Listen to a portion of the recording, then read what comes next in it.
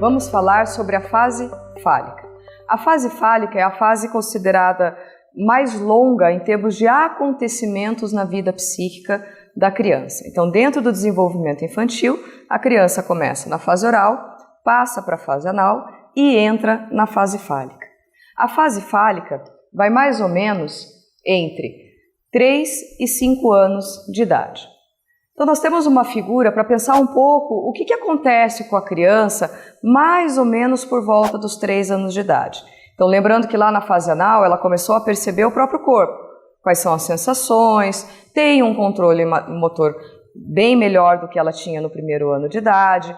Quando ela sai ali por volta de entre 1 e 3 anos de idade, que é o período da fase anal, a criança sai de um controle motor razoável e termina essa fase com um excelente controle motor. Ela já se desloca melhor no espaço, ela já sobe nas coisas, ela já reconhece partes do próprio corpo, a percepção dela também do mundo externo está bem melhor.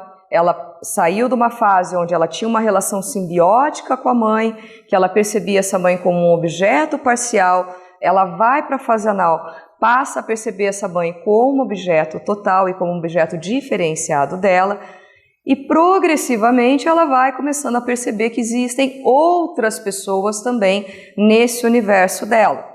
Ela começa a perceber o pai, os avós, os irmãos, se tiver, primos, percebem que existem outras crianças, outros adultos, pessoas mais velhas. Então ela começa a ficar muito atenta a tudo o que está acontecendo. O principal sinal de uma criança que está entrando em fase fálica é a curiosidade. Ela está curiosa sobre tudo o que está acontecendo. E essa curiosidade, o principal foco dela é entender, porque ela começou a perceber que existem pessoas que são diferentes. Primeiramente por características externas. O tamanho do cabelo, a roupa que usa, o tom da voz, se tem barba, se não tem, como se veste. Então são esses marcadores de gênero, né, do feminino e do masculino, que primeiramente a criança começa a perceber. E isso a leva a começar a se perguntar, bom, se existem pessoas diferentes, eu sou o que dentro desse universo? Com quem que eu me pareço? Então ela começa a olhar para o próprio corpo para ver se o corpo dela é parecido com um tipo ou com o outro. Então essa figura aqui é bastante comum acontecer entre crianças, delas olharem o corpo do irmão, da irmã, do primo, da prima, de outras crianças na escola e começar a perceber que existem diferenças anatômicas entre um corpo e outro. Ela começa a se perguntar por que o corpo dela é daquele jeito e da outra pessoa não é. Então a gente tem uma fase que vai mais ou menos de 3 a 6 anos de idade, que tem como a sua principal característica a percepção das diferenças anatômicas e a curiosidade para entender por que essas diferenças existem, o prazer associado à micção, né, ao fazer xixi, e a masturbação infantil. Aqui eu gostaria de fazer uma observação importante. Quando nós falamos de masturbação infantil na psicanálise, nós estamos falando de uma masturbação primária. Não é uma masturbação da vida adulta ou do que vai aparecer ali na adolescência, onde um ato intencional de um prazer sexual. Aqui nós estamos falando de uma manipulação dos órgãos genitais, simplesmente por uma descoberta. A criança percebe seus órgãos genitais, passa a tocá-lo e sente que isso é bacana, que é gostoso. Mas não tem um ato intencional relacionado a sexo, à sexualidade. Por isso nós dizemos de uma masturbação primária. Sempre quando nós vamos conversar com os pais, que vamos fazer uma anamnese, né, levantar dados sobre o desenvolvimento do seu filho ou da criança com quem eles convivem, a gente tem essa pergunta normalmente numa anamnese. O importante é não levar e não induzir esses pais ao erro. Se a gente falar, o seu filho se masturba, o filho tem 3 anos de idade, a tendência é que os pais falem que não, porque para ele masturbação é uma só, né? Essa masturbação secundária da vida do adolescente e do adulto. O importante é perguntar, o seu filho manipula os órgãos genitais? Quando que isso acontece? Com que frequência isso acontece? Porque a nossa intenção é verificar se isso está acontecendo, porque isso é bom. É bom que isso esteja acontecendo nessa idade, porque está de acordo com a fase que essa criança está passando. Como é que acontece essa curiosidade infantil? Então, nós temos 3 áreas de curiosidade infantil que são as mais comuns. A primeira, as diferenças sexuais anatômicas. Então, qual é o meu lugar? Se meu corpo se parece com o corpo de fulano ou de fulana, que lugar que eu ocupo? E olha como isso é importante quando nós pensamos em questões maiores. Vamos pensar numa menina que descobre que o seu corpo é parecido com o da sua mãe. Isso lá no final da fase fálica, quando essa menina concluir o seu complexo de Édipo, vai levá-la a uma identificação com essa mãe.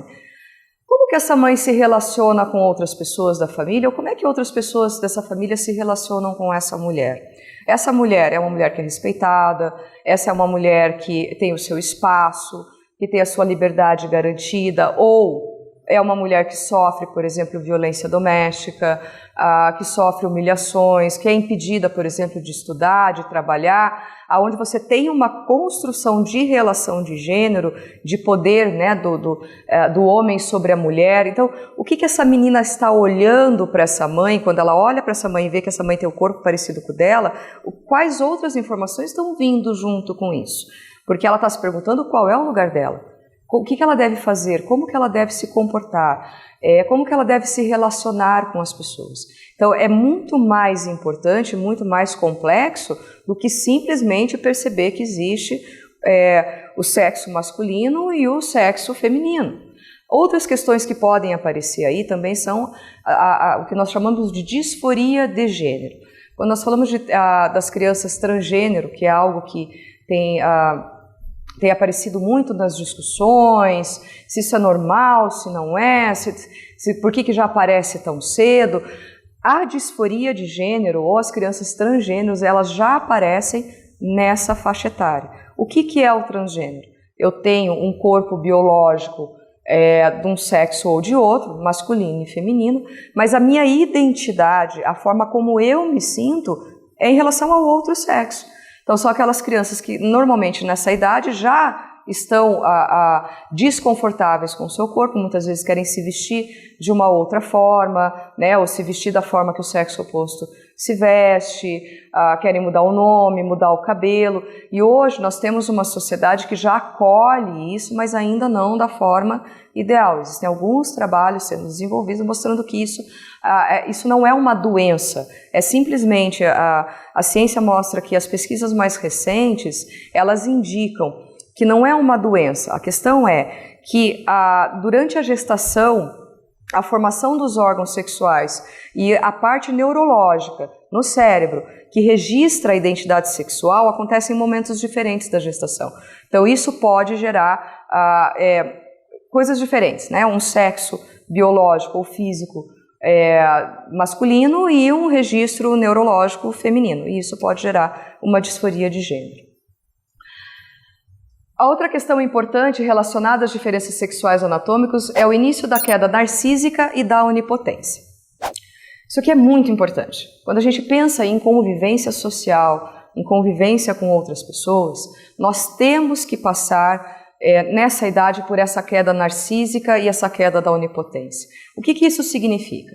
Nós percebemos que nós não somos a pessoa mais importante do mundo, que nós não somos o centro do universo, que as pessoas não estão ali para satisfazer as nossas vontades, que existem relações onde o outro tem um papel na relação comigo e eu tenho um papel na relação com esse outro. Que eu não sou a pessoa mais bonita, mais inteligente e devo ser vista dessa forma. Quando nós olhamos uma criança antes da fase fálica, lá na fase oral e na fase anal, isso é esperado e é normal.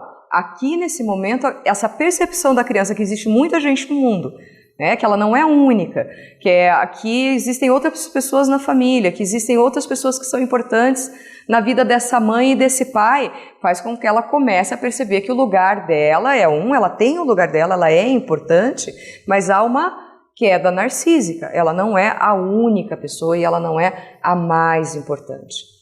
A queda da onipotência também é fundamental para o desenvolvimento do psiquismo e para uma vida adulta saudável, porque a condição para que a gente perceba que aquilo que a gente